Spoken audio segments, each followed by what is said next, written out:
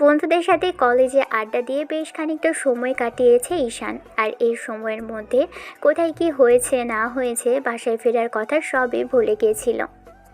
বন্ধুদের কাছে পেলে যেন ছেলেটার আর কিছুই মনে থাকে না। স্কুল লাইফের বন্ধুরা বলে কথা, কলেজ লাইফেও অনেকের সাথেই আছে। তার উপর আজ দুদিন বাদে কলেজে এসেছে, আবার দুটো ক্লাস হয়নি। সেজন্যই আর কি একটু সুযোগ পেয়ে বসেছিল। ক্যান্টিনে গিয়ে আড্ডা দিতে দিতে কতটা সময় পেরিয়ে গেছে সেটা ঈশানের জানা নেই। তবে যখন বাইক নিয়ে বাইরে বেরোলো তখন বুঝতে পারলো প্রায় 2টো বেজে গেছে। এরই মাঝে আম্মু কল দিয়েছে, সেটাও খেয়াল করেনি। আর খেয়াল করবেই বা কী করে, কলেজে এসেছে বলে ফোনটাও সাইলেন্ট ছিল। কলেজে আসলে ফোনটা অনেক আগে থেকেই সাইলেন্ট করে রাখে। ডিসিপ্লিনের বেলায় কোনো প্রকার কম্প্রোমাইজ চলবে না ছেলেটার। আর কলেজের বিষয়টা একটু অন্যরকম। কোনো স্যার ম্যাডামের সামনে যদি বেইজ্জতি হতে হয় সেটাতে সম্মানে অনেক লাগে। আর কতগুলো স্টুডেন্টের সামনে এরকম ঝামেলা করতে চায়নি বলেই ক্লাসের সব সময় ফোন সাইলেন্ট রাখে। যাই হোক, কলেজ থেকে বেশ কিছুটা দূরেই একটা বেশ নির্জন রাস্তা পড়ে। এদিকটায় সবসময় শুনশান নীরবতা। এদিক দিয়ে তেমন লোকজন চলাফেরা করে না। সব সময় গাড়ি চলাচল থাকলেও লোকজনের যাতায়াত তেমন নেই বললেই চলে।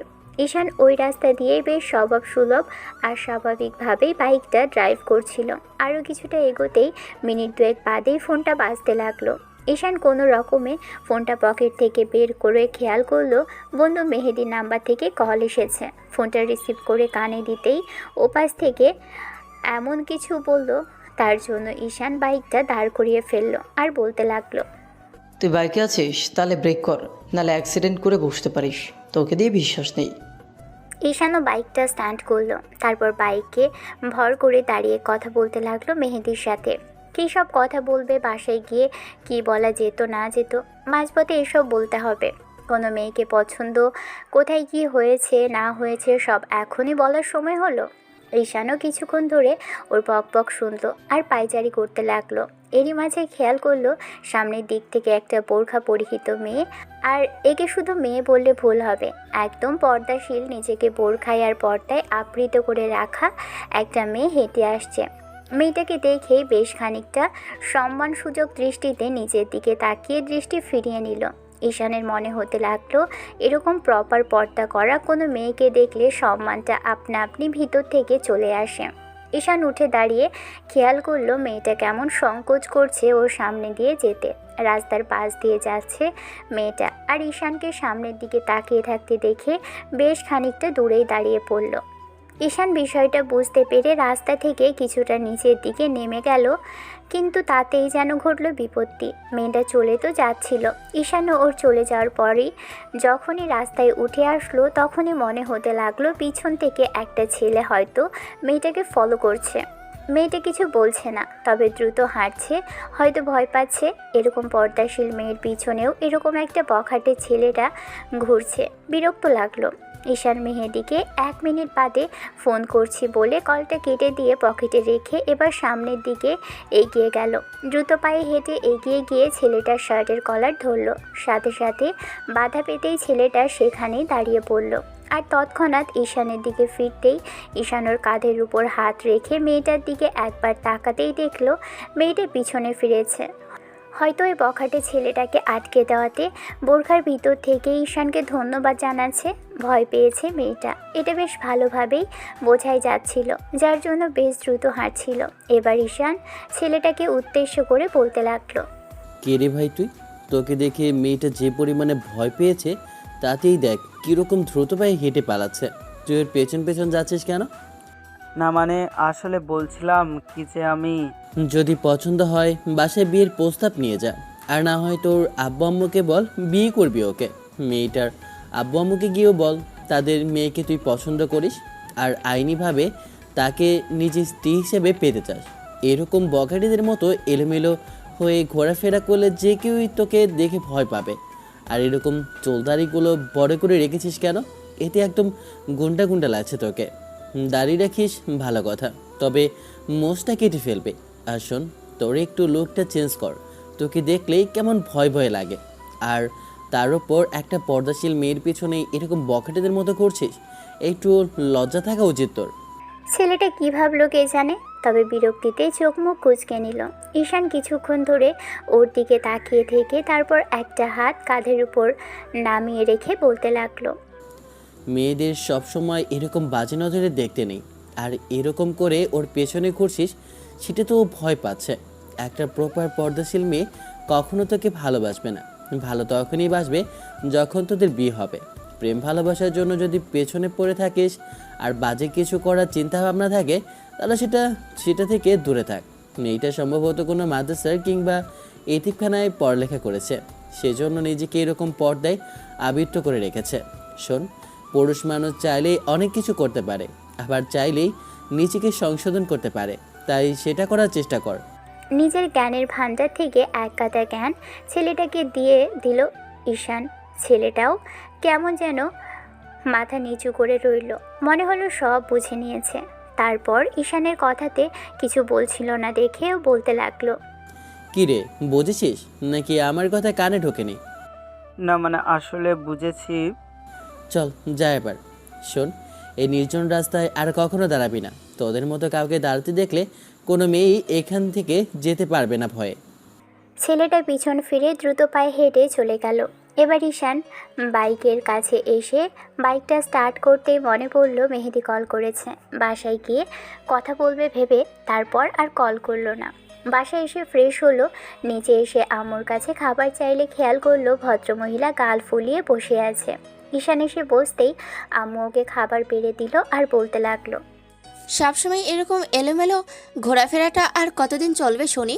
তোমার বোনের তো বিয়ে হয়ে গেল, এখন তুমি অন্তত তো বিয়েটা করো, আমি একটু নিশ্চিন্ত হই। আম্মু, এই মুহূর্তে বিয়ে করো না তো। এখন অবধি একটা প্রেম করতেই পারলাম না, আর তুমি বিয়ের কথা নিয়ে উঠে পড়ে লেগেছ। এই বিয়ের মধ্যে আছেটা কি বলো তো? সব গল্পে কি বিয়ে পর্যন্ত নিতেই হবে? বিয়ের আগে শেষ করলে হয় না? তা কি করে শেষ হবে? সবাই গল্পে মিল চায়, আর তুমি অমিল রেখে শেষ করে দিতে চাইলে সেটা কেউ মেনে নেবে? সেটাই তো মেনে নেবে না। তবে এই বিয়ের কথাগুলো শুনতে আর ভালো লাগে না। তোমার যদি কোনো মেয়ে পছন্দ হয় আমাকে দেখিও, আমার পছন্দ হলে খোঁজখবর নিয়ে দেখবো। ও, তার মানে বিয়ের কথা বলতেই তুমি খোঁজখবর নেবে বলছো, কিন্তু বিয়ে করবে সেটার সিউরিটি দিচ্ছ না, তাই তো? না, এখনই সিউরিটি দিতে পারছে না, তবে অনার্সটা শেষ করতে চাইছি, সেজন্য একটু সময় নিচ্ছি আর কি। তাহলে বলি কি, তোমার আপুর জন্য ননদ আছে, মেয়েটাকে দেখতে তো ভারী মিষ্টি, ওকেই না হয়। তোমার কি মাথা খারাপ? সবশেষে ওই মডার্ন মেয়েটাকে তোমার পছন্দ হলো? ওরকম একটা বকেটি টাইপের মেয়েকে বিয়ে করলে জীবনটা তেনা তেনা করে ফেলবে। কোথায় কতজনের সাথে সম্পর্ক করে বেরিয়েছে দেখো গিয়ে। মেয়েটি দেখতে সুন্দর হলেই তার চরিত্র ভালো হবে তার কোনো মানে নেই। এমন করে কেন বলছো? মেয়েটা ভালোই তো হতে পারে, তাছাড়া দেখতে শুনতে ভালোই। আমিও কথা বলে দেখেছি, সবার সাথে বেশ সুন্দর করে কথা বলে। এমন তো নয় যে তুমি ওর সম্পর্কে কোনো কিছু জানতে পেরেছো আর চোখের সামনে থেকে দেখেছো কোনো ছেলের সাথে কথা বলতে। যাদের দেখে কিছু বোঝা যায় না তাদের ভেতরে শয়তানটা লুকিয়ে থাকে বেশি। এখন কথা না বলে খাবার খাও। আর আব্বু কোথায়? আব্বু আসলো না যে? ঘড়িতে কটা বাজে দেখেছো? এখন আব্বু বাসায় বসে থাকবে? দুটো অনেক আগে পেরিয়ে গেছে, 4টে বাজতে চললো, আর তুমি বলছো আব্বু আসেনি? আব্বুও অনেক আগেই খেয়ে বেরিয়ে গেছে, আর বলেছে তোমাকে এই ঘোরাফেরাটা বাদ দিয়ে এবার অফিসের দিকে একটু যেতে। ঠিক আছে, অনার্সটা শেষ হোক তারপর। তা বললে তো হবে না। তোমার আব্বু বলেছে তুমি যদি রাজি না হও জোর করে ধরে কিন্তু বিয়ে করাবে, আর বিয়ে করালে নাকি তুমি অফিসের দিকে নিজে থেকে যাবে। ঠিক আছে, ঠিক আছে, এই মুহূর্তেই জমের মুখে পড়তেই চাইছি না। আর তার থেকে না হয় আমি সপ্তাহে অফিসের দিকে 2-1 দিন করে যাবার চেষ্টা করব। তারপরও বিয়ের বিষয়টা নিয়ে আলোচনা করো না তো। তা বললে কি হয়? তাছাড়া বিয়ে তো আজ বাদে কাল করতেই হবে, আজ না হলেও কাল তো অন্তত তো করবে। তার থেকে না হয় আব্বু আম্মু সুস্থ স্বাভাবিক থাকবে। বিয়েটা করে ফেলো, আব্বু আম্মু একটু এদিক ওদিকে ঘুরে বেড়াক, তোমরা দুজনে সংসারের দায়িত্বটা নাও। বললে বড় বোনের বিয়ে দেবে। বিয়ে হয়ে গেল, সে চলে গেছে, এখন বাসাটা কেমন ফাঁকা ফাঁকা। তোমার বউ আসলে তার সাথে আমি একটু সময় কাটাতে পারি, মন খুলে গল্প করতে পারি। সেটাও না করে তুমি একদম এলোমেলো ঘোরাফেরা করো। আমার ভালো লাগে বাসায় একা একা থাকতে আব্বু।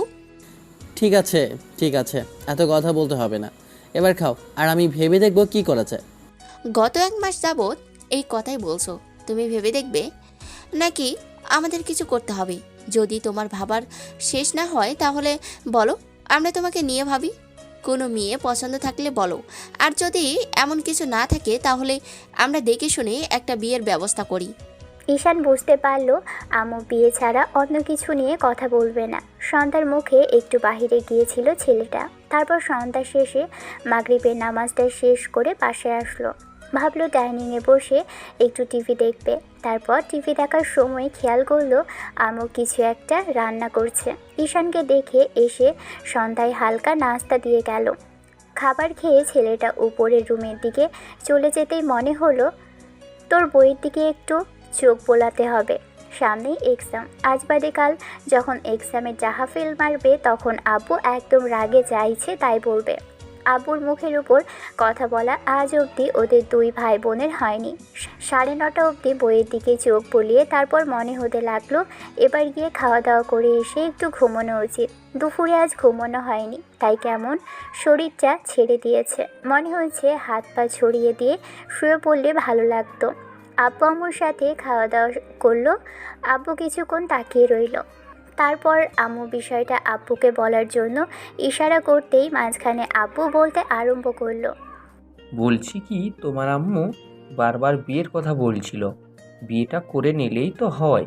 যদি পছন্দ থাকে বলতে পারো, আর যদি তাও না পছন্দ থাকে তাহলে তোমার আম্মুকে বাসায় তো একাই বসে থাকে।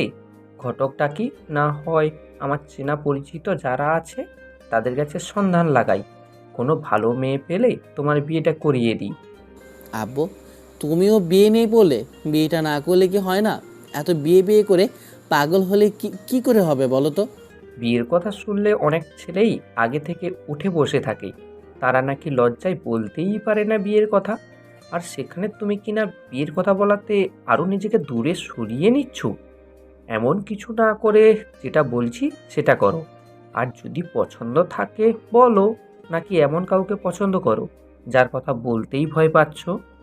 ভয়ের কিচ্ছু নেই, তোমাদের আমি স্বাধীনতা দিয়েছি, তার মানে এই না যে সবসময় শাসনের উপর রেখেছি। ঈশান কিছুক্ষণ চুপ করে থেকে বলতে লাগলো। ঠিক আছে, মেয়ে দেখো, যা ইচ্ছে তাই করো, তবে আমার কোনো পছন্দ নেই, এটা আগে থেকে জানিয়ে দিলাম। এমন কাউকে পছন্দ করো না তাড়াহুড়ো করতে গিয়ে যাকে বিয়ে করে আমার জীবনটা তেনা তেনা হয়ে যায়।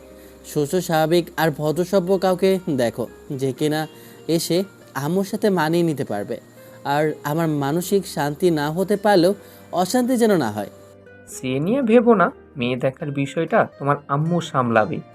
আর তারপর না হয় খোঁজ খবর তুমি নিজেই নিও। তারপর যদি মনে হয় যে বিয়ে করা যায়, সেটা তোমার সিদ্ধান্ত। তবে জোর করা হবে না, বিয়ে করবে এটা বলেছো, সেটাতেই আমরা খুশি। খাওয়া দাওয়া শেষে আপুর সাথে আরও কিছুক্ষণ কথা বলল। তারপর রুমে চলে আসলো। অফিসের বিষয়ে একটু কথা বলছে। আসলে ঈশান অফিসে যেতে পছন্দ করে না। এসব একদম বিশ্রী ব্যাপার লাগে, কেমন যেন বিরক্ত লাগে, তাই অফিসে যেতে ইচ্ছে করে না। অন্যদিকে আপু ওর বিয়ে হওয়ার আগে ভদ্রমহিলাই যেত। আপু আবার বেশ গুছিয়ে কাজ করতে পারে, তাই আপুকেই যেতে বলেছিল আপু। ঈশান বন্ধু আড্ডা এসব নিয়ে একটু ব্যস্ত থাকার কারণে আপুকে যেতে বলেনি কখনো। কিন্তু আপু চলে যাওয়ার সময় বলে দিয়েছিল এরপর থেকে অফিসের দায়িত্বটা ওকে নিতে হবে। 6 মাস আগে আপুর বিয়ে হয়েছে। মাসখানেক আগে জানতে পারলো আপু প্রেগনেন্ট। যাই হোক, রাতে বন্ধুদের সাথে গ্রুপ কলে কথা বলল, কিন্তু আজ মেহেদি গ্রুপ কলে আসলো না। তাহলে কি ছেলেটা প্রেম ভালোবাসায় পড়ে একদম ভরকে গেল? ঈশান বিষয়টা নিয়ে ভাবছিল, এরই মাঝে শুভ বলতে আরম্ভ করলো।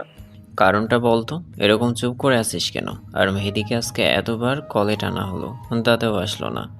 সেটাই তো বুঝতে পারছি না। দুপুরের কথা হলো, বাসায় যাবার সময় বলল কোন মেয়েকে নাকি পছন্দ হয়েছে, কোথায় নাকি দেখেছে, এসব নিয়ে একাধা কথা বলছিল। আর তখন মেয়েটার সাথে দেখার কলটা কেটে দেয়, তাই তো? নতুন নতুন প্রেমে পড়লে মানুষ এটাই করে।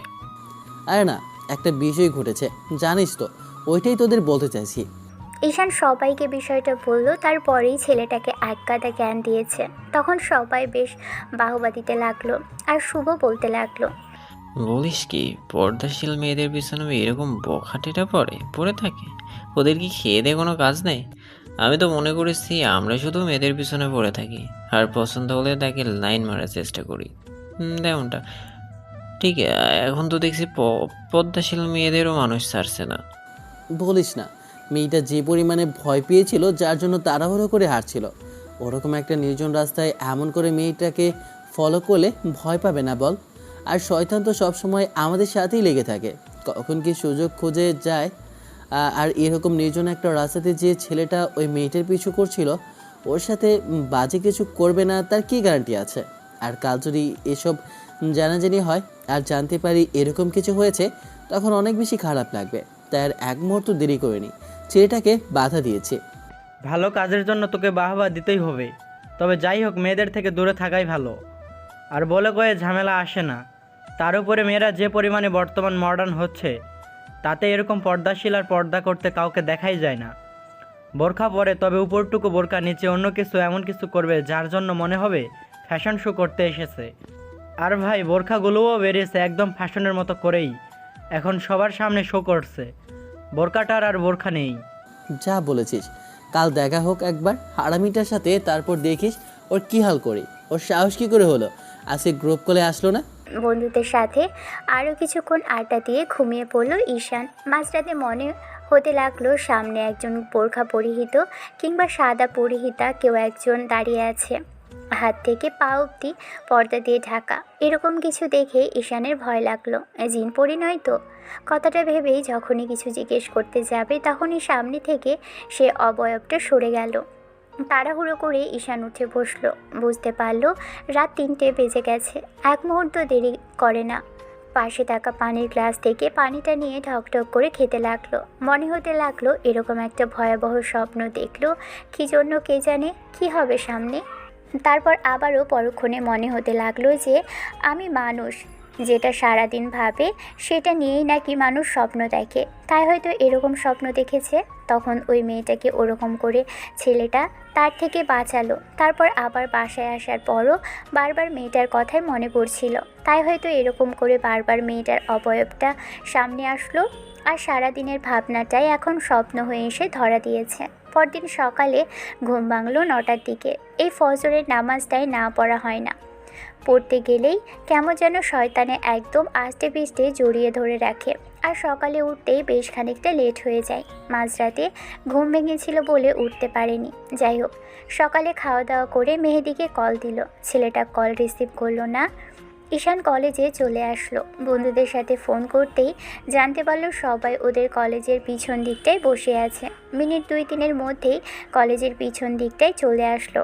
বন্ধুরা সবাই সেখানে ছিল মেহেদি পাতে। ঈশান এসে ওদের সাথে বসতেই তখন মেহেদির কথা জিজ্ঞেস করলে ওরা বলতে লাগলো, ওকে তো আমি কল করেছিলাম, সকাল থেকে ফোনটা অফ দেখাচ্ছে, আসার পর একটু আগে ফোন খোলার পেলাম, তবে ফোন রিসিভ করলো না। যার নাম নিয়েছে সে এসে হাজির হলো। একটু বাদে খেয়াল করলো মেহেদি ওদের দিকে এগিয়ে আসছে। ঈশান বেশ খানিকটা রাগি চোখে তাকাতেই শুভ রাগি চোখে তাকিয়ে থেকে বলতে আরম্ভ করলো, সমস্যা কি রে তোর? কাল রাত থেকে কল করে যাচ্ছি, তোর কোনো হদিস নেই। এরকম করলে কি করে হয় বলতো? কোনো মেয়েকে তোর পছন্দ হয়েছে, আর তুই কাকে পছন্দ করেছিস তাই বলে এরকম করে সবসময় আড়ালে থাকি, লুকিয়ে থাকবি? তোর এই কর্মকাণ্ডগুলা কিন্তু আমার মোটেও ভালো লাগে না। তোদের এইসব কে বললো? ঈশান তো আসলে হয়েছে কি জানিস তো? ওর আর কি হবে, ওই মেয়েটার পেছনে ঘুরছে কালকে থেকে, সেই জন্যই রাতেও কথা বলো না। আজকেও কল করলাম, তাতেও আসলো না। যা ইচ্ছা তাই করো। তাই বলে যে এরকম বন্ধুদের থেকে দূরে দূরে থাকবি সেটা কিন্তু ভালো কথা না। তোর ইচ্ছা তুই যেটা খুশি করতে পারিস, কিন্তু কল করলে রিসিভ করিস না। এই বিষয়টা খুব বাজে মনে হয়, খুব বেশি বৃষ্টি লাগে আমার কাছে। তাই বলছি কি, এখন থেকে এই কল রিসিভ না করার ব্যাপারটা এরপর থেকে যেন না ঘটে। আর কি হয়েছে বলতো, তোকে এরকম দেখাচ্ছে কেন? দেখে মনে হচ্ছে তুই কোনো বিষয় নিয়ে রেগে আছিস। আর বলিস না, কালকের মেয়েটার কথা তোকে বললাম না?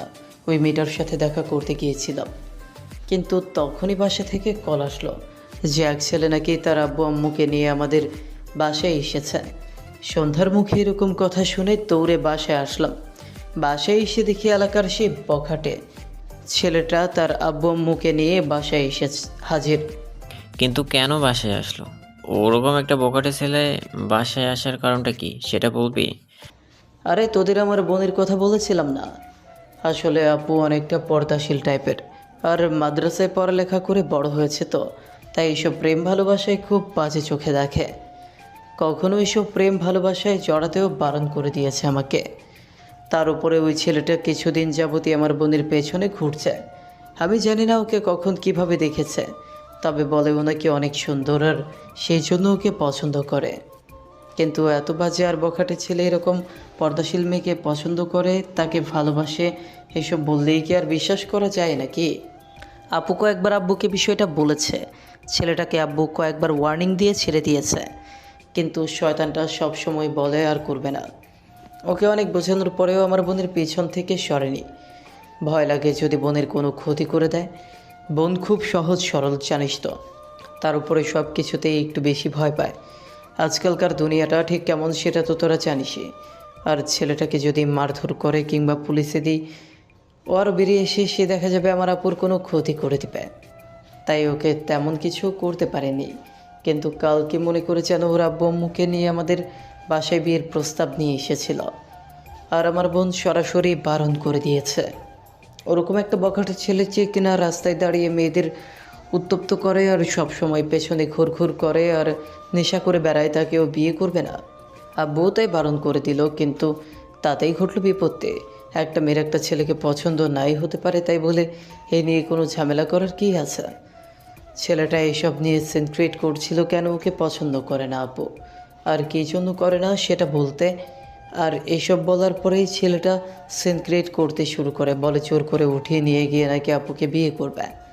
এসব শোনার পর আপু ভয় পেয়ে গেছিলো, তাই একটু মাথাটা গরম হয়ে গেছিলো। ছেলেটার কলার ধরে ও একটু হাতাহাতি মতো হয়েছে আর কি, বাসার ভেতরেই। এই ঘটনা আমাদের আগে জানাতে পারতি, আর তা না করে তুই খামাখা শুধু আমাদের থেকে বিষয়টা লুকানোর চেষ্টা করলি। কাল রাতে বললো আমরা একটা সমাধান বের করতাম, আর ছেলেটাকে বেশ বুঝিয়ে বললেই হতো। বুঝিয়ে বললে শোনার ছেলেও নয়। যদি তাই হতো তাহলে আমরা অনেক বুঝিয়েছি, ও শোনেনি। সেদিন আড্ডা দিল বেশি ভালোভাবেই, কিন্তু মেহেদি যে খুব বড় একটা টেনশানে আছে, ঈশান সেটা আজ করতে পারল। তাই ওর কাঁধের উপর হাত রেখে বলতে আরম্ভ করলো, ঠিক আছে, তুই আজকে আমাকে তোদের বাসায় নিয়ে চল। না মানে আসলে তোর আপু থাকে, তাই ভাবছি যাওয়া ঠিক হবে না।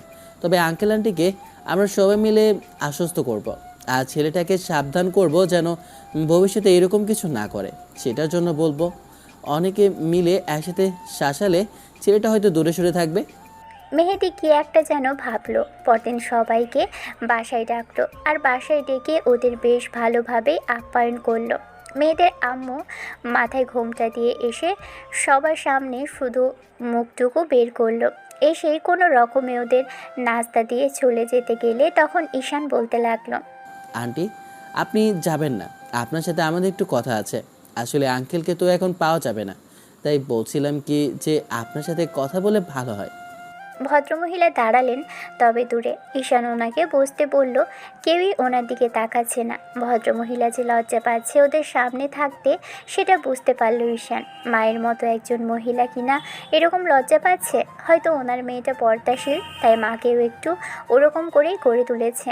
ঈশান বিষয়টা বুঝতে পেরে চোখ জোড়া নামিয়ে নিয়ে বলতে আরম্ভ করলো, আসলে আন্টি মেহেদি থেকে সবই শুনলাম, আর সব কিছু শোনার পরে বুঝতে পেরেছি অনেক টেনশনে আছেন আপনারা আপুকে নিয়ে।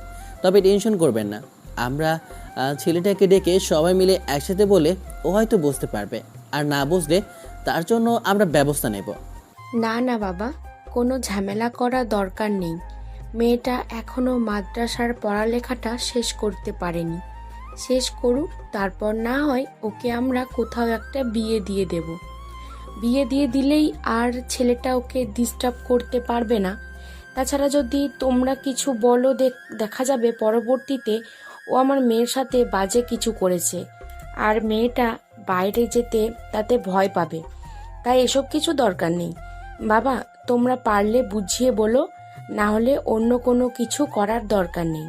আন্টি আপনি ভয় পাবেন না তো, এসব সামান্য বিষয়ে ভয় পেলে চলে না। তাছাড়া ওরা যদি বুঝতে পারে আপনারা ভয় কিছু করতে পারছেন না, তাহলে ওরা আরও বিষয়টা পেয়ে বসবে।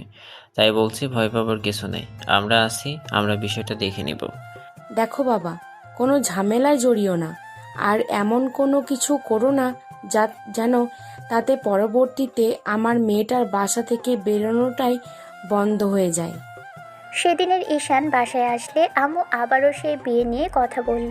বিয়ে করতে তো রাজি হয়েছে, তাহলে আবার কেন বিয়ের কথা বলছে বারবার?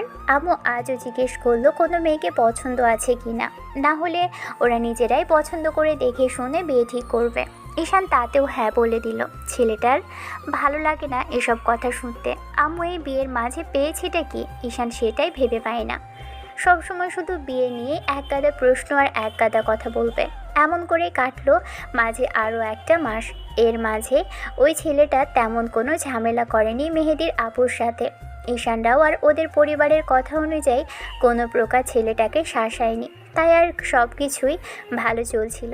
কিন্তু 1 মাস পর সেদিন যখন ঈশান আবার ওই রাস্তা দিয়ে আসছিল, কিছুটা এগিয়ে সেদিনে সেই একই জায়গায় কাছাকাছি আসতেই খেয়াল করে দেখলো সেদিনে সেই মেয়েটাই হবে হয়তো, কিন্তু বোঝা যাচ্ছে না। পর্দাশীল বলে বোঝা যাচ্ছে না যে একে কখনো দেখেছে কিনা। তবে এখান দিয়েই যাই, সেই মেয়েটাই হবে হয়তো। বিষয়টা ভেবেই ঈশান এগিয়ে আসলো। আজকে আবারও কয়েকটা ছেলে বাইক নিয়ে দাঁড়িয়ে আছে, আর একটা ছেলের সামনে এসে দাঁড়িয়ে থেকে মেয়েটাকে কী সব যেন বলছে। তাহলে কি সেই মেয়েটাই হবে? ঈশান কিছুটা এগিয়ে আসতেই বুঝতে পারলো সেদিনের সেই ছেলেটা, অর্থাৎ সে বখাটে ছেলেটা, যাকে ঈশান বলে দিয়েছিল যেন মেয়েটার আশেপাশেও না থাকে, এরকম বখাটের মতো ঘোরাফেরা না করে। কিন্তু কে শোনে কার কথা? ঈশান এগিয়ে এসে মেয়েটার পিছনে দাঁড়াতেই ছেলেটা থমকে গেল ঈশানকে দেখে। কিছুক্ষণ চুপ করে রইল, তখন ঈশান বলতে লাগলো, কিরে, তুই আজকেও আপুটাকে ডিস্টার্ব করছিস? উনি এখান দিয়ে সহজ সরলভাবেই যায়, তোদের তো কোনো ক্ষতি করেনি, তাহলে ওনাকে এমনভাবে ডিস্টার্ব করছিস কেন রে? এই সেই দিন তোর অনেক বক বক শুনেছি, অনেক জ্ঞান দিয়েছিস। তোর এসব জ্ঞানগ্রাম্যি তোর কাছেই রাখ, আর অন্য কাউকে দিস। শোন, তোকে ভালোভাবে বলছি, আমার কাজের মধ্যে বাধা দিস না। এখান থেকে চলে যা। ওর সাথে আমার হিসাব নিকাশ বাকি আছে, আর অনেক বোঝাপড়া বাকি আছে, সেটা করতে দে। কিন্তু আমি থাকতে তোরা ওনার সাথে কোনো প্রকার সিনক্রেট করতে পারবি না। তোরা বললেও তো আমি এখান থেকে যাব না, কারণ তোরা যে ঠিক কতটুকু ভালো মানুষ সেটা আমার খুব ভালো করে জানা আছে। তাই বলছি কি, অন্তত আর যাই হোক ওনার সাথে ঝামেলা করিস না, যেতে দে আপুটাকে। তারপর তোর যা বলার আমাকে বল। তারপর ওই আপুটাকে বারবার এখানে আটকাস না, উনি ভয় পাচ্ছে, বুঝতে পারছিস না? তোরা কি মানুষ নাকি অন্য কিছু?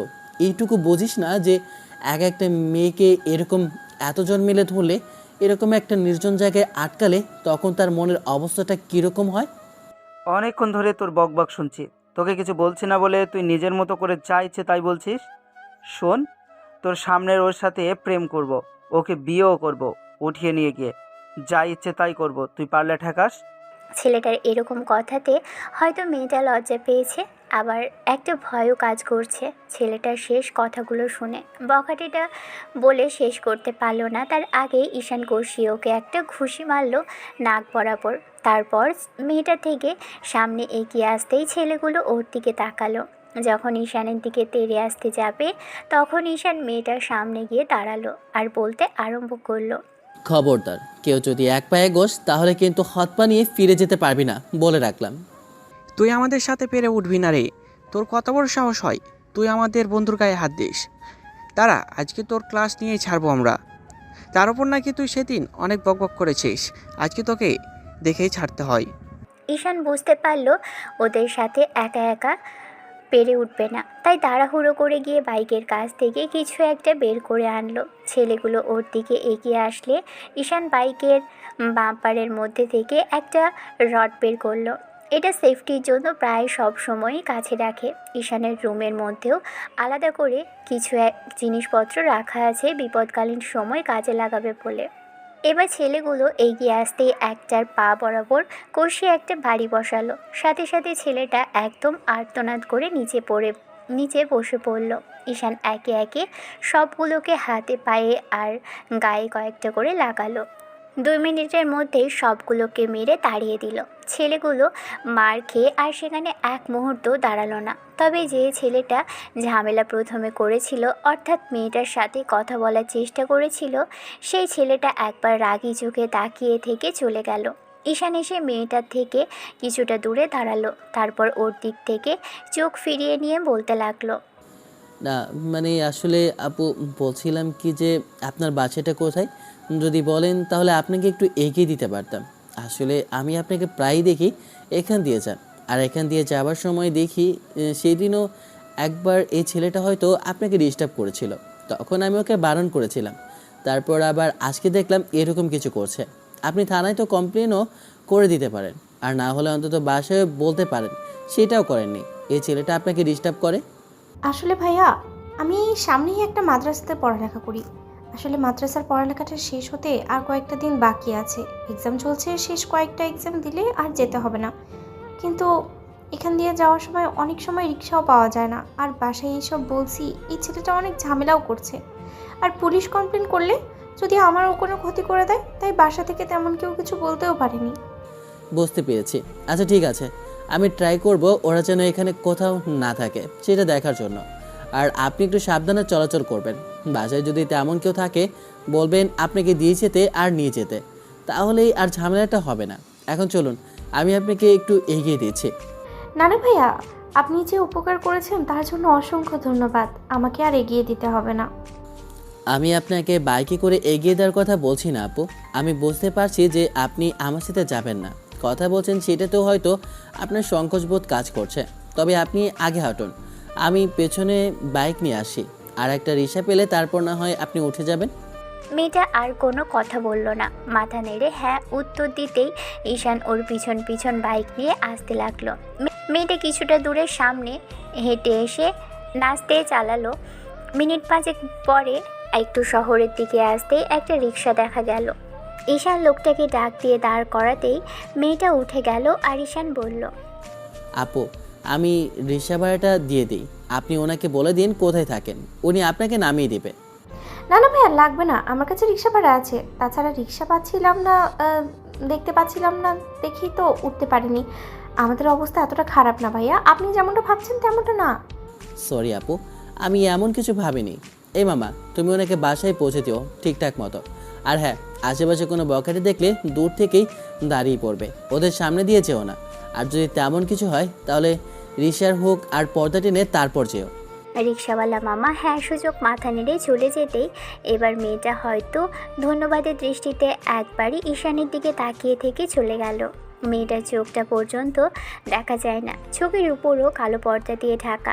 এত সুন্দর আর পর্দাশীল একটা মেয়েকে ঈশান কখনো দেখেছে বলে মনে হয় না, আর এত সুন্দর কণ্ঠ শুনেছে বলে মনে হয় না। তবে এত সুন্দর কণ্ঠ, এত সুন্দর আবৃত করে রাখা যায় নিজের মুখটা পর্যন্ত দেখা না, সে মানুষটা কতটা সুন্দর হতে পারে। তবে সুন্দর হোক বা না হোক, মনের দিক থেকে যে একদম পারফেক্ট সেটা খুব ভালো করেই বুঝতে পারছে ঈশান। পর্দাশীল একটা মেয়েকে সাহায্য করতে পেরে ঈশানের ভালো লাগছে। এরকম একটা পরিস্থিতি থেকে যে কোনো মেয়েকে উদ্ধার করতে পারলেই ভালো লাগে। তবে আজকে এক্সট্রা ভালো লাগছে, এই জন্যই একটা মাদ্রাসা পড়ুয়া পর্দাশীল আর বর্তমান পরিস্থিতির মধ্যে থেকে বেরিয়ে আসা কোনো মেয়েকে সাহায্য করলো। মনে হচ্ছিল যে বাসা অবধি গিয়ে ওকে পৌঁছে দিয়ে আসতে পারলে অন্তত টেনশনটা মুক্ত হতে পারত। পথে যদি সেই ছেলেগুলো আবার ওকে ডিস্টার্ব করে তখন। কথাগুলো ভাবতে ভাবতে ঈশান বাসায় চলে আসলো। বাসায় এসে মনে হলো আম্মুর মেজাজটা বিগড়ে আছে, আর সেটা কেন জিজ্ঞেস করলো না। ঈশান চুপচাপ রুমে চলে আসলো। এই মহিলা যে 2 দিন পর পর কী হয় কে জানে।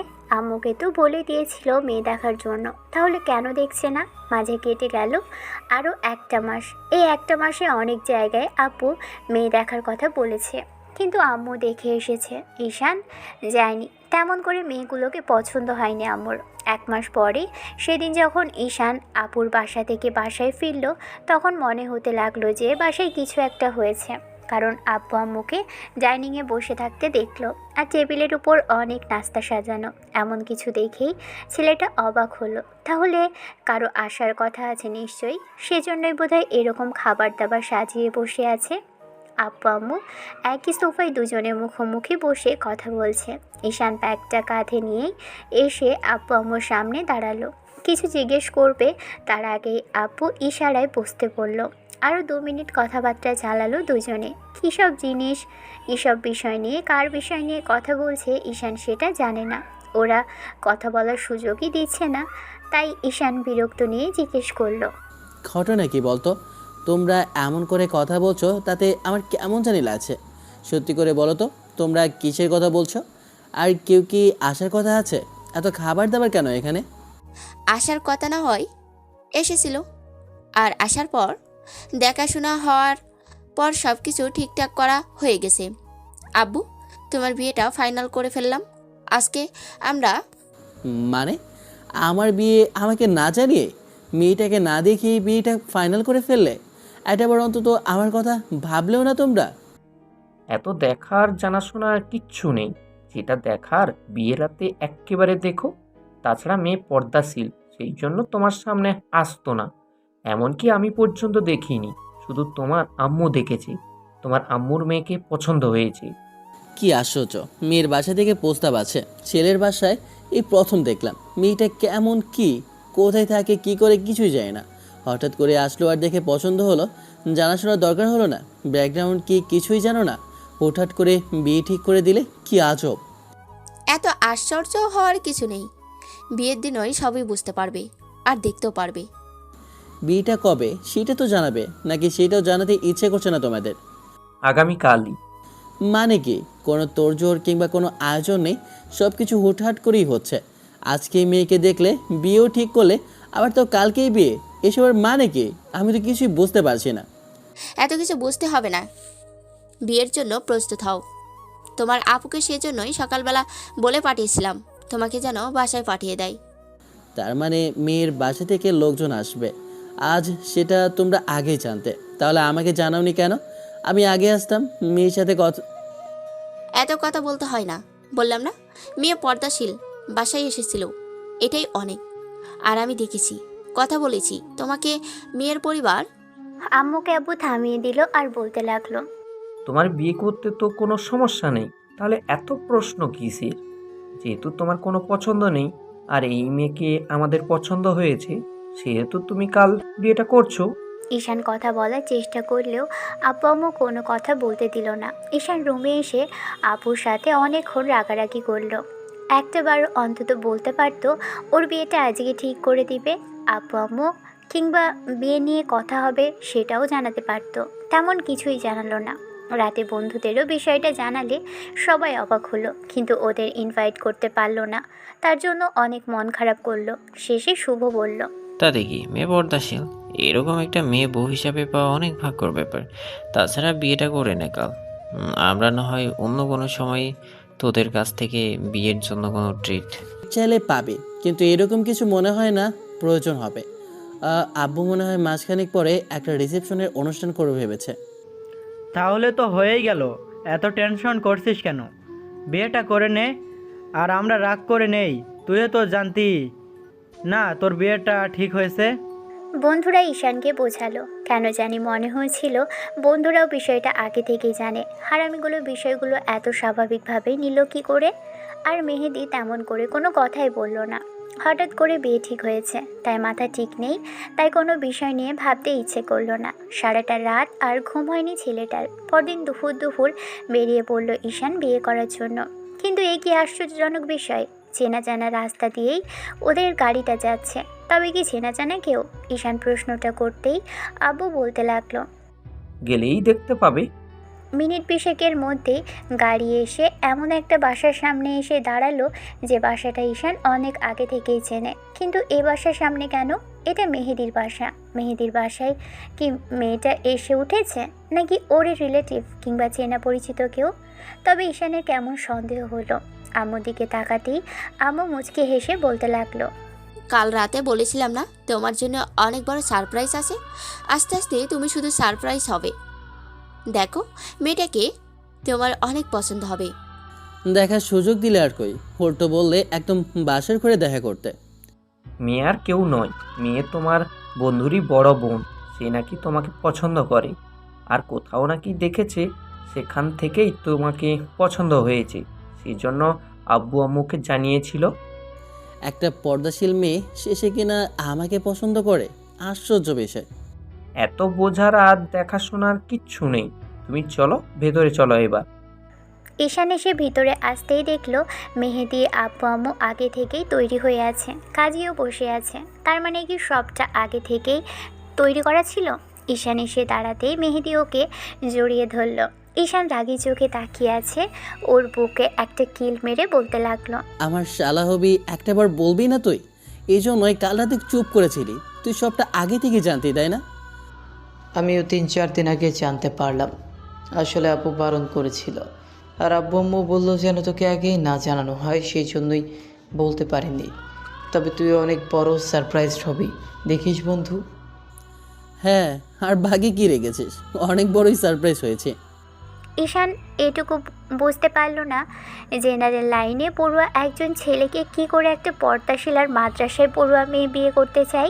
ঈশান কিছুক্ষণ ধরে ভাবলো, তারপর খাওয়া দাওয়া করে ডাইনিংয়ে সবার সাথে বসলো।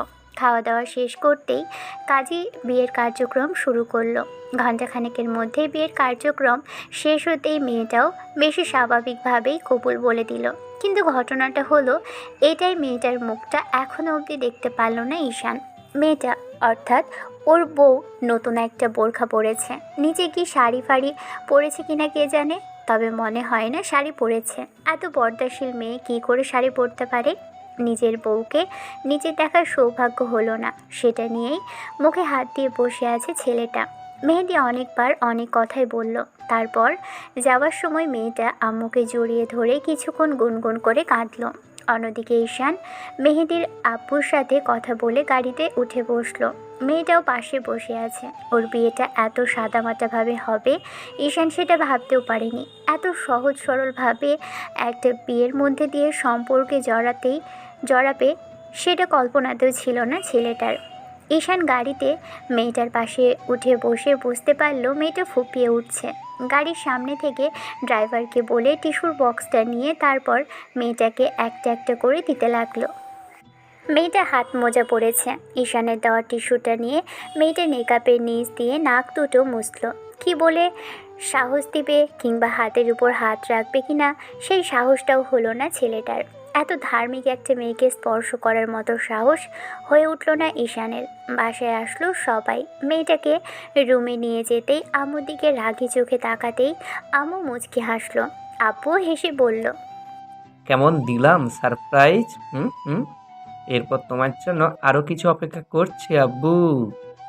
ঈশান অনেকক্ষণ যাবৎ ডাইনিংয়ের সোফায় মুখে হাত দিয়ে বসে রইল। এরই মাঝে একটু বাদেই আপু আর দুলা ভাই আসলো। এসে ঈশানকে অনেক কথা বলে হাসানোর চেষ্টা করলো। সন্ধ্যায় রান্নাবান্না শেষ হতেই দেখলো বন্ধুরা এসে উপস্থিত। সবাই আসলেও শুধু মেহেদি আসেনি, শালা বলে কথা। তারপর আর কি, খাওয়া দাওয়ার পালা মিটিয়ে বন্ধুরা অনেক সাহস নিয়ে চলে গেল। ঈশান কি করে রুমে যাবে আর কি করবে সেটা জানে না। তবে দিনমোহরের টাকাটা খুব বেশি লেখানো হয়নি, এই 1,5 টাকা, যেটা ঈশান নিজেই দিতে পারত। কিন্তু বিয়েটা হুটহাট করে হওয়াতে কিছুই করে উঠতে পারেনি। তাই ভেবেছিল বিয়ের রাতে সব কিছু ফর্মালিটি শেষ করে দিবে, কিন্তু তেমন কিছুই হলো না। অনেক চিন্তা চেতনা নিয়ে আপু আর আম্মুর থেকে সাহস নিয়ে তারপর রুমে আসলো। আপু হাজারটা কথা বলে রুমে পাঠিয়ে দিল তার ভাইকে। ঈশান রুমে এসে দরজা ঠেলে ভিতরে প্রবেশ করতেই আরও অবাক হলো। বাসরঘর সাজানো, এত সুন্দর করে সাজানোর তো কথা না। হুটহাট করেই বিয়েটা হলো, তাহলে কি বন্ধুরাই করেছে? কে জানে, আপু হয়তো বাসাতেই ছিল। আপুকে এসে বাসাতেই পেল।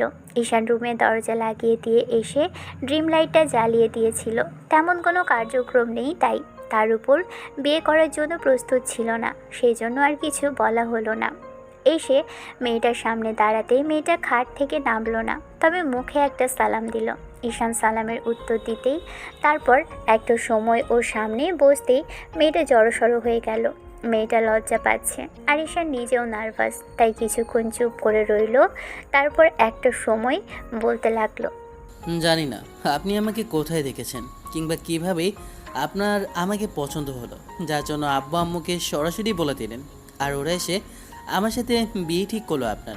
আমি এইটুকু বুঝতে পারছি না যে আপনি সাধারণ একটা ছেলেকে কেনই বা বিয়ে করলেন, যেখানে আপনাদের মতো মেয়েরা সহজে জেনারেল লাইনে পড়া কোনো ছেলেকে বিয়ে করতে চান না, সেখানে আমার মতো একটা এই বর্তমান দিনে ছেলেকে কেন বিয়ে করলেন সেটাই ভাবতে পারছি না। মানুষ কখনোই আগে থেকে কোনো বিষয় বুঝতে পারে না, সব কিছু ওপরওয়ালা ঠিক করে রাখেন। সেই জন্যই হয়তো আপনাকে আমার পছন্দ হয়েছিল, আর তাই। আপনি কি সবসময় এরকম পর্দা করেই থাকেন? ছোটবেলায় করতাম না, তবে 5-6 বছর বয়সে যখন থেকে মাদ্রাসায় ভর্তি হলাম, আব্বু মাদ্রাসায় পড়াতে লাগলো, তখন থেকেই ট্রাই করতে করতে এখন অভ্যস্ত হয়ে গেছি। আপনি যদি চান তো আমি নিকাবটা খুলে ফেলতে পারি, অবশ্য বোরখাটাও খুলে রাখতে পারি। না না না, এরকম কিছু ভাবার কারণ নেই আপনার। আমি এত দূর অবধি ভাবিনি। আসলে কাল বাসায় আসলেন আপনারা, আর আমি এসে হুটহাট করে জানতে পারলাম আজ আপনার সাথে আমার বিয়ে। আপনি আমার বন্ধুর বোন, আর আপনার সাথে আমার বিয়ে সেটা আমি ভাবতেও পারিনি। আপনার নামটা অবধি আমি জানি না। মিশমি ইসলাম। মেহেদির বোন সেটা ঠিক আছে, কিন্তু আপনি মাদ্রাসায় পড়েন, সেজন্য আপনার বিষয়ে জানার আগ্রহ হয়নি। কেন? মেয়েদের বিষয়ে আপনাদের তো খুব বেশি আগ্রহ, তাহলে জানতে চাননি কেন? জানি না সবার কেমন আগ্রহ, তবে আমার আগ্রহ ছিল না বরাবরই। যখন জানতে পেরেছি আপনি পর্দাশীল, তখনই আপনার বিষয়টা জানতে ইচ্ছে করেনি। আর যদি ইচ্ছা থাকতো তাহলে অনেক আগে বিয়েটা করে নিতে পারতাম। আব্বু আম্মু এক প্রকার জোর করে বিয়েতে রাজি করিয়েছে। কেন বিয়ে করতে চাননি?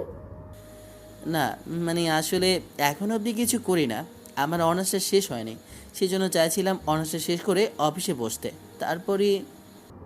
রিজিকের মালিক আল্লাহ, বিয়ে করলে আল্লাহ এমনিতেই রিজিকটা বাড়িয়ে দেন। তাছাড়া এইসব নিয়ে উনি আগে থেকেই ভেবে রেখেছেন, আপনাকে আমাকে ভাবতে হবে না। আপনি শুধু একটু তার নিয়ম কানুনগুলো মেনে চলার চেষ্টা করুন।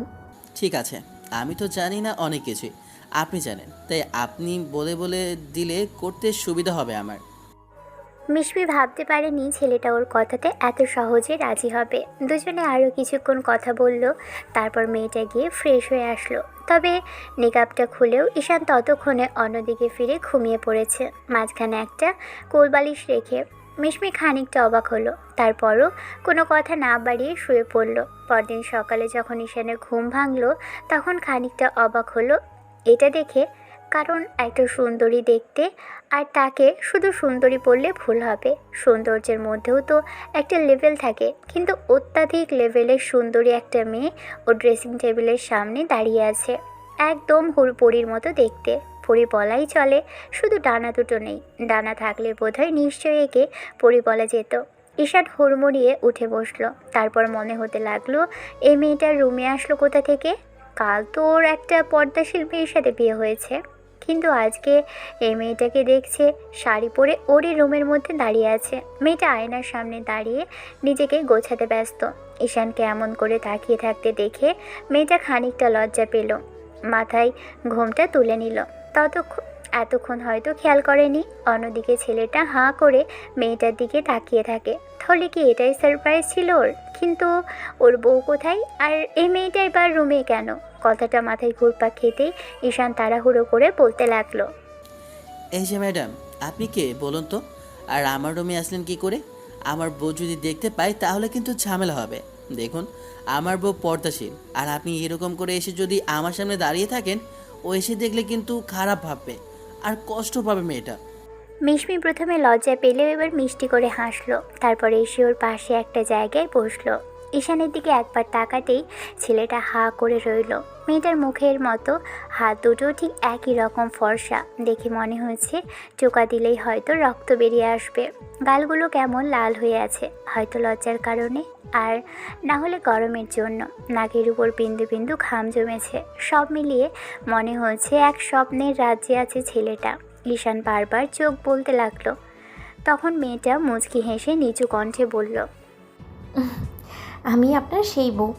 কাল পর্দা করেছিলাম বলে দেখেননি। অবশ্য কাল রাতে নেকাব আর বোরখা খোলার কথা বললেও আপনি সেটাতে বারণ করেছিলেন। অবশ্য আপনি বিয়ের জন্য না কি তৈরি ছিলেন না? সকালে ঘুম থেকে উঠে ভাবলাম রুমে এখন আর কেউ আসবে না, শুধু আপনি আছেন, আর আপনার হক আছে আমাকে দেখার। আপনি দেখলে কোনো সমস্যা নেই, সেই জন্যই আজকে একটা শাড়ি পরলাম। আর স্বামীর সামনে এগুলো করা জায়েজ আছে। স্বামীর জন্য সাজটা কোনো হারাম কাজ না। আপনার দেখতে ইচ্ছে করবে না যে আপনার বউকে আল্লাহ ঠিক কতটুকু যত্ন করে বানিয়েছেন, আপনার জন্য ঠিক কেমন উপহারটা তিনি পাঠিয়েছেন? মিশমি অর্থাৎ ওর বন্ধুর বোন আর সদ্য বিবাহ করা সেই নতুন সিনিয়র বউটা এখন অন্যদিকে ফিরে আছে। মেয়েটা কেমন লজ্জা পাচ্ছে, দুটো হাত কোলের মধ্যে রেখে বসে আছে। ঈশান খেয়াল করে দেখলো ওর কোমরের অনেকটাই উন্মুক্ত হয়ে আছে। সাথে সাথে ছেলেটা দৃষ্টি ফিরিয়ে নিল। বইয়ের দিকে এমন করে তাকালে কি পাপ হবে? ঈশান সেটা জানে না, তবে চোখ ফিরিয়ে নিল। যদি মেয়েটা কিছু মনে করে, কেমন যেন নিজেকে হুজুরের বউ লাগছে। বিয়ে করলো একটা হুজুরিনীকে, কিন্তু হুটহাট করে আজকে এসে দেখছে সে মেয়েটার পর্দা ছাড়া। এই প্রথমবার ঈশান মেয়েটাকে পর্দা ছাড়া দেখলো, আবার সেই মেয়েটা ওর বউ। কথাটা ভেবেই ঈশান একটা শুকনো ঢোক গিলে বলল, না মানে আসলে আপনি আমার সামনে পর্দা ছাড়া এলেন, আর শুধু আম্মু নাকি কাল আপনাকে দেখেছিল? আপনার আব্বুর সামনে যাবার অনুমতি আছে, তবে শুধু মুখটা খোলা রেখে। কিন্তু সেটাতেও আমার কেমন যেন নিজেরই অস্বস্তি ফিল হয়, সেই জন্যই আর কি যাওয়া হয়নি। তবে আব্বু আমাকে বিয়ের আগেই দেখেছিল, যখন আমি আপনার বাসায় এসেছিলাম। আম্মু ভিডিও কল করলে তখন আব্বু আমাকে দেখেছিল। কিন্তু একটা বিষয় আমাকে খুব করে ভাবাচ্ছে। আসলে আপনার কণ্ঠটা কেমন চেনা চেনা লাগছে, মনে হচ্ছে এই কণ্ঠটা কোথাও যেন শুনেছি। সত্যি করে বলুন তো, আপনি কে? মিশমি অর্থাৎ ঈশানের সেই সদ্য বিবাহ করা নতুন বউ। মেয়েটা ঈশানের দিকে তাকিয়ে এমন সুন্দর আর মিষ্টি করে হাসলো, যার জন্য ছেলেটার বুকের বাঁ পাশে আপনা আপনি হাত চলে গেল। মার্শাল্লাহ বলে উঠল ঈশান। সাথে সাথে মেয়েটা লজ্জায় মাথা নিচু করে ফেলল। তারপরও ঈশান ওর অনুমতি ছাড়াই একটা হাত ধরে মেয়েটাকে নিজের দিকে ফেরাতেই মিশমি খানিকটা হকচকিয়ে গেল। তারপর ঈশানোর বুকের বাঁ পাশটায় মিশমির হাতটা নিয়ে রেখে চেপে ধরল। মেয়েটা বেশ খানিকটা বিব্রত বোধ করলো। তখন ঈশান বলতে লাগলো, দেখো আমার বুকে চুকপুকানিটা কেমন বেড়ে যাচ্ছে। আর কত সারপ্রাইজ দিবে আমাকে? আপনার মুখে তুমি ডাকটাই সুন্দর লাগছে, এখন থেকে আপনি করে বলবেন না প্লিজ। আগে বলো, কোথায় দেখা হয়েছে তোমার সাথে আমার? কোথায় দেখেছো আমাকে? প্লিজ বলো। রাস্তায় যে দুবার আপনি একটা মেয়েকে কিছুদিন আগে সেভ করেছিলেন, সেই দিনের সেই মেয়েটাই আমি। প্রতিদিন ওখান দিয়ে হেঁটে আসতাম, আর তখনই প্রায় আপনার সাথে দেখা হতো। প্রথমবার দেখার পরে মনে হয়েছিল আপনি মানুষটা অতটা খারাপ না, আর কেন জানি শয়তানও আমাকে এইটুকু করতে বাধ্য করেছে। আমি চেয়েও নিজেকে ফেরাতে পারিনি, তাই মনে করেছিলাম হয়েছিল যাকে নিয়ে ভাবি তাকেই বিয়ের কথাটা বাসায় বলবো। দুইবার আমাকে সাহায্য করলেন, আর তাতে মেয়েদের প্রতি সম্মানটাই বাধ্য করেছিল আপনাকে নিয়ে ভাবতে। সেই জন্য আপনাকে পছন্দ হয়েছিল, তাই ভেবেছিলাম আপনাকে নিয়ে যেহেতু ভেবেছি, সেহেতু বিষয়টা হালাল করে নেওয়াই ভালো। তারপর আব্বু আম্মুকে জানালেই ওরা জিজ্ঞেস করে আপনি কোথায় আছেন, কি করেন। তখন আমি বলেছিলাম আপনি আমার ভাইয়ার বন্ধু। ওরা অবাক হয়েছিল, আর সেই দিন তো আপনাকে বাসাতেও দেখেছিলাম। তারপরেই বুঝতে পেরেছিলাম আপনি মেহেদির বন্ধু। তার মানে সবটা তোমার প্ল্যান ছিল? একটাবার আমাকে কিছু জানালেও না, আর জানানোর প্রয়োজনও মনে করলে না। আমি বুঝতে পারছি সব কিছুর জন্য আপনার হয়তো রাগ হচ্ছে, কিন্তু দেখুন আমি এরকম কিছু করতে চাইনি। কিন্তু বিয়ের আগে আপনার সাথে দেখা হওয়া কিংবা কথা বলার ইচ্ছে ছিল না। সেদিন যখন শেষবার আপনার সাথে দেখা হলো, তখনই ভেবেছিলাম আব্বু আম্মুর কাছে আপনার বিষয়টা এসে বলবো। আপনার সাথে কথা বলাটা জায়েজ ছিল না, তাই বিয়ে আর পারিবারিক সম্পর্কের মাধ্যমেই চেয়েছিলাম আপনাকে হাজব্যান্ড হিসেবে পেতে। আমি জানি আপনি আর 10টা ছেলের থেকে আলাদা, আপনার বন্ধুত্ব থেকেও আমি সেটা শুনেছি। আর তারপরেই আব্বু আম্মু বলেছিল যে এরকম একটা ছেলেকে আমি বিয়ে করতে চাই কি না ভালোভাবে ভেবে দেখতে। আমি কি বোঝাতে চাইছি আপনি হয়তো বুঝতে পারছেন। ঈশান মাথা নেড়ে না সূচক উত্তর দিল। মিনিট 15 ঈশান ওর নতুন বইয়ের দিকে পলকহীনভাবে তাকিয়ে রইল। কেন জানি আর চোখ সরাতে ইচ্ছে করছে না। মেয়েটার বেশ লজ্জা পাচ্ছে। ছেলেটাকে এমন করে তাকিয়ে থাকতে দেখে বলতে আরম্ভ করলো, এমন করে দেখলে আমার কেমন যেন লজ্জা লাগছে। আমাকে নিজের চেহারাটা দেখানোর জন্যই তো আজকে পর্দা ছেড়ে আমার সামনে আসলে, তাহলে এখন আবার লজ্জা পাচ্ছ কেন? আমার ভালো লাগছে এমন করে দেখতে তোমাকে। মেয়েটা মাথা নেড়েই বেশি উত্তর দিল ঈশানের কথাই। কথা বলতে পারছিল না, লজ্জায় কেমন যেন কণ্ঠটা মিয়ে যাচ্ছিল।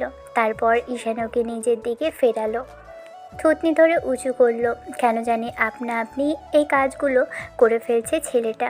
এই তো কোনো মেয়ের সাথে কথা বলার মতো সাহস হয় না, আর আজকে কিনা এমন একটা মেয়ের সাথে কথা বলছে ভেবেই বুকের ভিতরটা হাতুড়ি পেটাচ্ছে। মনে হচ্ছে হাতটা খুলে বাইরে চলে আসবে। সেদিনের পর থেকে ঈশানের ব্যবহার চরিত্র কেমন যেন সুন্দর আর সহজ সরল নম্রভদ্র হতে লাগলো। বইয়ের সংস্পর্শে এসে যে এত কিছু হয়েছে সেটা বাসায় বেশ ভালোই বুঝতে পারছে সবাই। আগে যেটুকু রাগ দেখাতো বাসায় এসে কিংবা বকাঝকা বন্ধুদের করতো, সেটাও করে না এখন। ছেলেটার এরকম পরিবর্তন দেখে বন্ধুরা বুঝে গেছে সেসব বইয়ের কামাল, কিন্তু বউটা যে ঈশানের এত মিষ্টি হবে সেটাও ভাবতেও পারেনি। এই ঘটনার পরে আব্বু আম্মুকে ঈশান হাজারবার ধন্যবাদ দিয়েছে এমন একটা মেয়েকে ওর লাইফে বউ করে আনার জন্য। ছেলেটা কল্পনাও করতে পারেনি এরকম একটা সুন্দর সুশ্রী আর নম্র ভদ্র পর্দাশীল মেয়ে ওর জীবনে বউ হয়ে আসবে কিংবা আল্লাহ পাঠাবে। আর মিশমি এত সুন্দর করে গুছিয়ে সব কাজ করতে পারে, তারপরও কখনো একটু বিরক্ত বোধ করে না।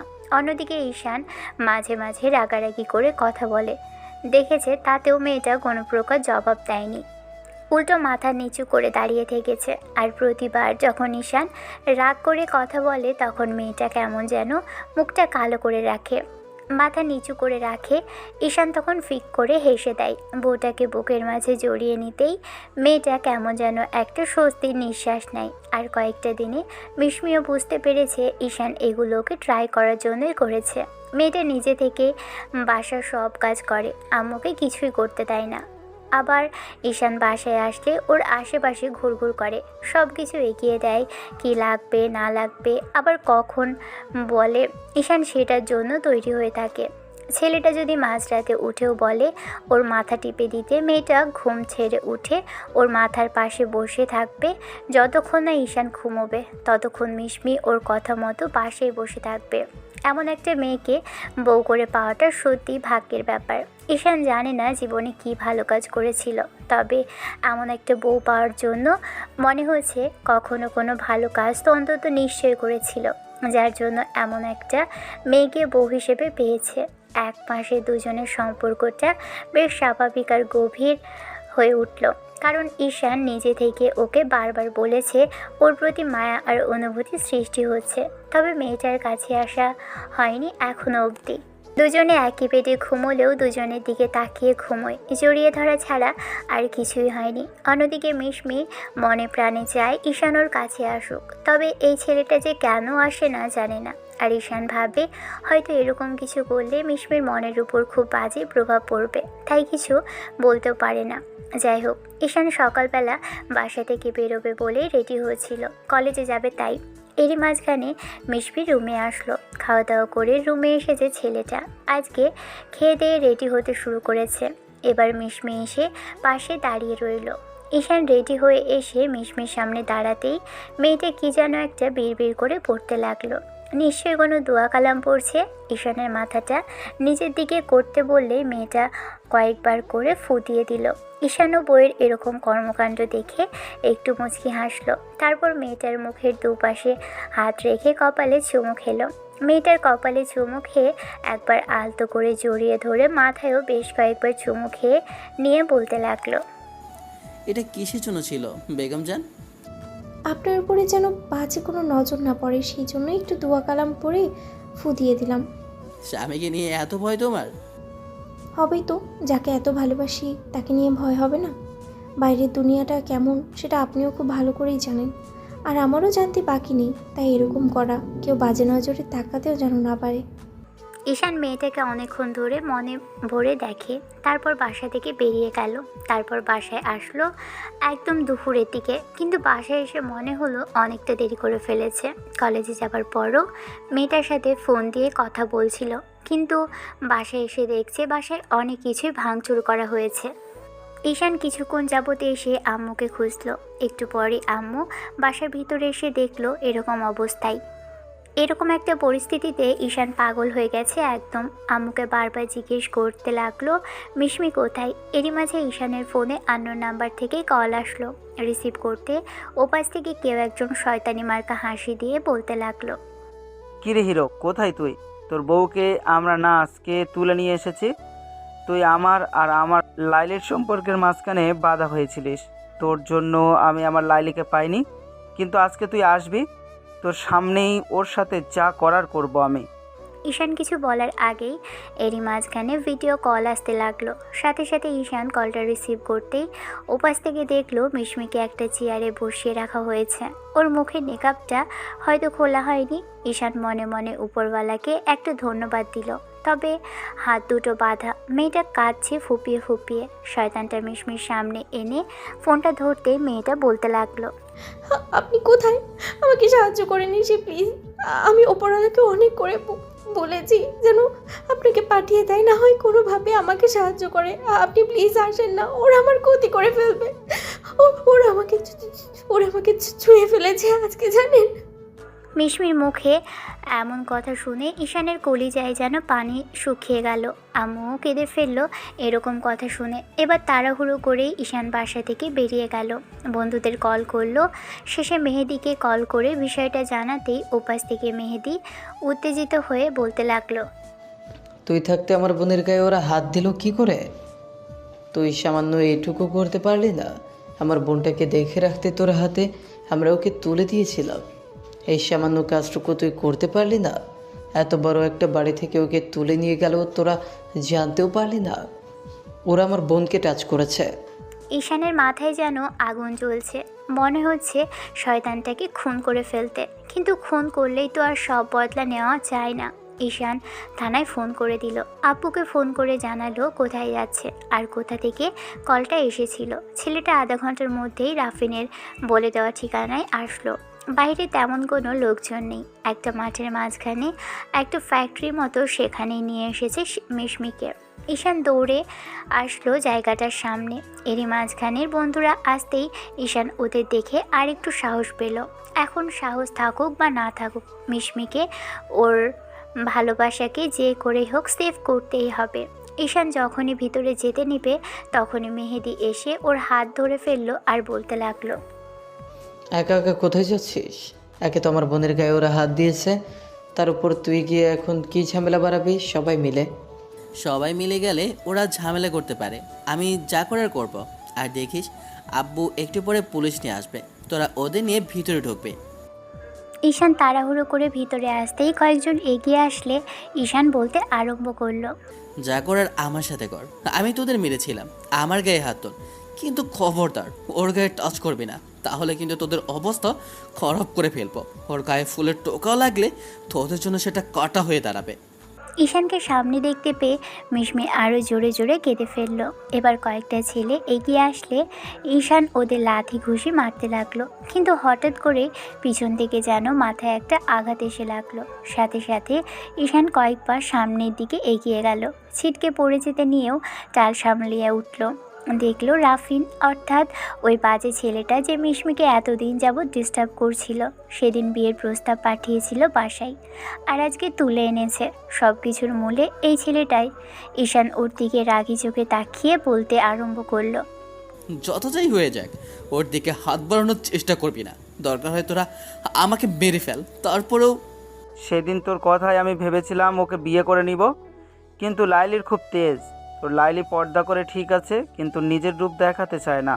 আজকে সব দেখাবো আমি, তারপর দেখবো তুই ওকে কি করে বাঁচাস।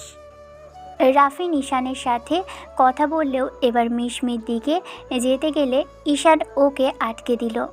মিশমি ওকে বারবার এদের হাত থেকে বাঁচানোর কথা বললেও মেয়েটা সেই তখন থেকে উপরওয়ালাকে শুধু বারবার ডেকেই যাচ্ছে, যেন অশ্লীলতা হানি না হয়। খুব ভয় হচ্ছে আজকে মেয়েটার, আর মনে হচ্ছে আজকে হয়তো উপরওয়ালা অনেক বড় পরীক্ষার মুখে ফেলবে। আজকে এখানে ওর সাথে বাজে কিছু হলে ও কি করে সেটা সহ্য করে সারা জীবন বাঁচবে।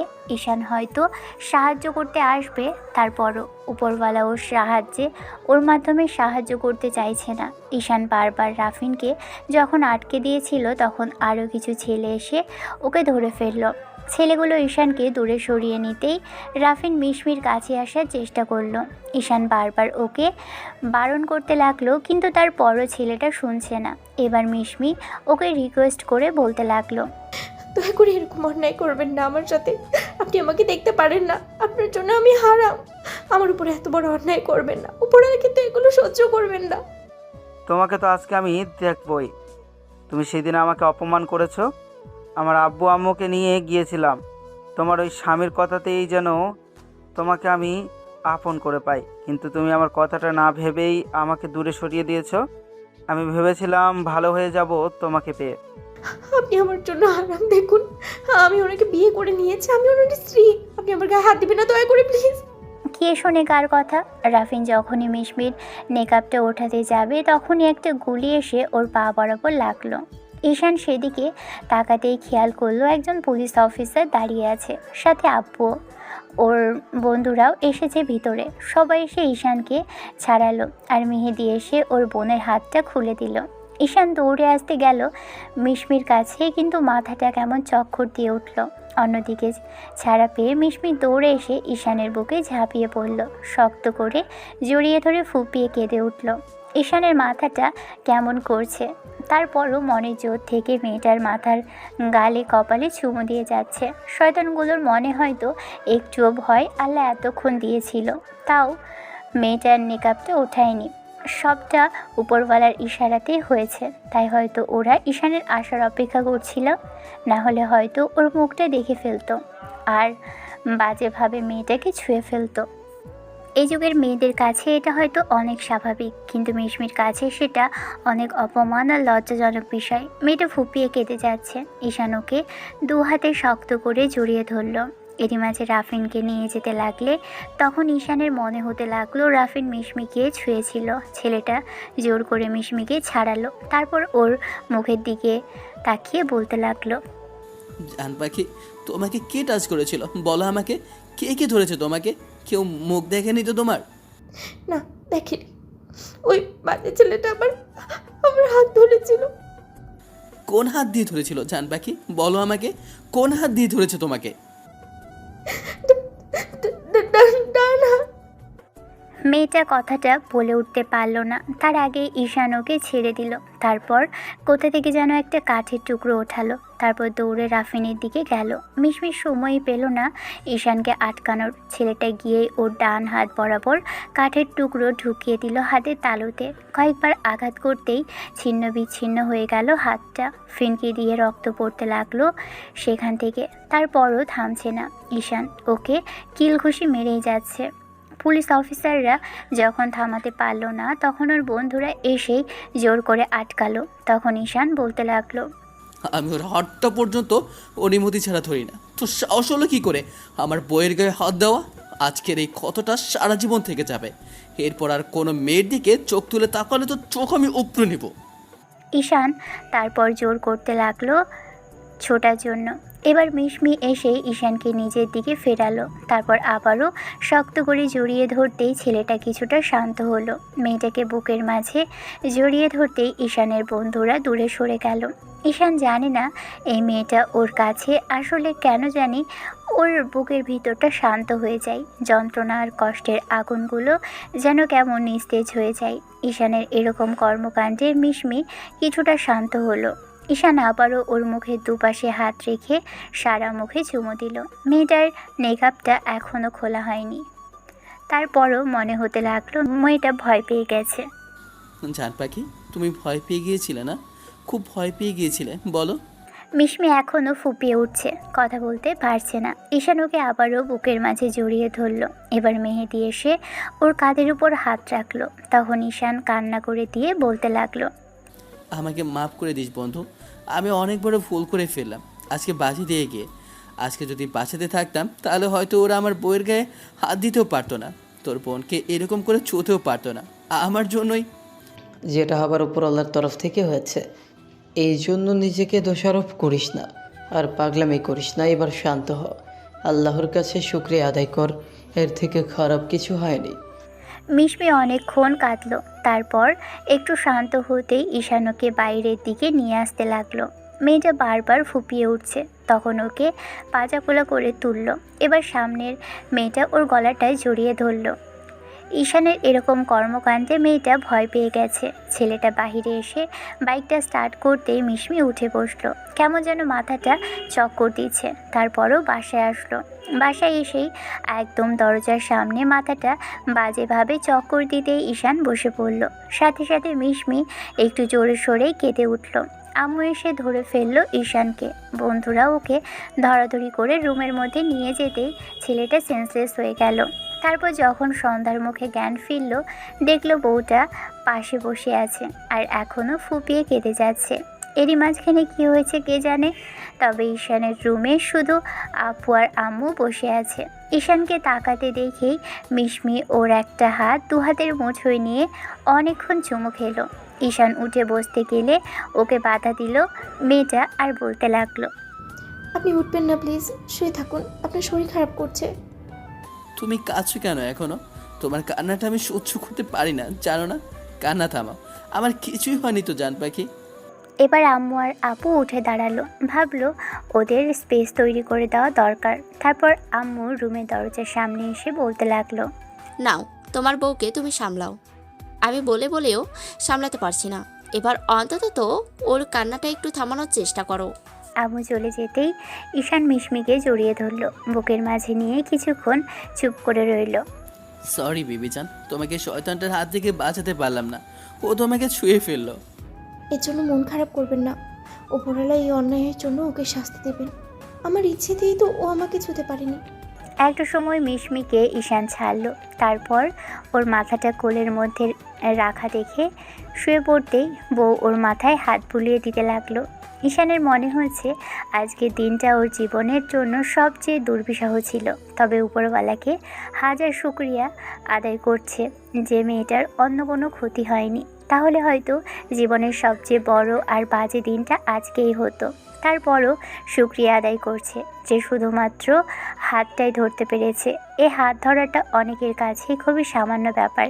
মুখ দেখানোটাও আর নিজেকে সবার সামনে শো করে বেড়ানোটাও অনেক স্বাভাবিক আর সহজ ব্যাপার হয়ে গেছে। নিজেকে তো সবার সামনে অর্ধনগ্ন করেও মানুষ দেখাতে ছাড়ে না আজকাল। সেখানে মিশমি মেয়েটার কাছে এই হাত ধরাটা অনেক বড় আর বাজে ব্যাপার। তাই অনেকে এইসব বিষয় নিয়ে বর্তমান দিনের বিষয়টা ভেবেও হাসাহাসি করতে পারেন। তবে এই অশ্লীলতা আর নগ্নতার যুগে অন্যরকম কিছু তুলে ধরার চেষ্টা করলাম। ইসলামিক দৃষ্টি থেকে সম্পূর্ণ প্রপার পর্দা করা একটা মেয়ের জন্য ফরজ, কিন্তু সেটা এখন অর্ধনগ্নতা দিয়ে দাঁড়িয়েছে সমাজ। আর কিছু মেয়ে তো বোরখাটাকে দিয়ে ফ্যাশন তৈরি করে ফেলেছে, যেটা দেখলেই মনে হয় যে এগুলো ফ্যাশন করার জন্যই তৈরি করা হয়েছে। যাই হোক, যে যার দৃষ্টিকোণ থেকে ভালো ভালো কমেন্ট করবেন আর ওদের জন্য দোয়া করবেন। দেখা হচ্ছে অন্য কোনো দিন অন্য কোনো গল্পে। ততদিন পর্যন্ত সুস্থ থাকবেন, ভালো থাকবেন, আমাদের সাথেই থাকবেন। ধন্যবাদ। আল্লাহ হাফেজ।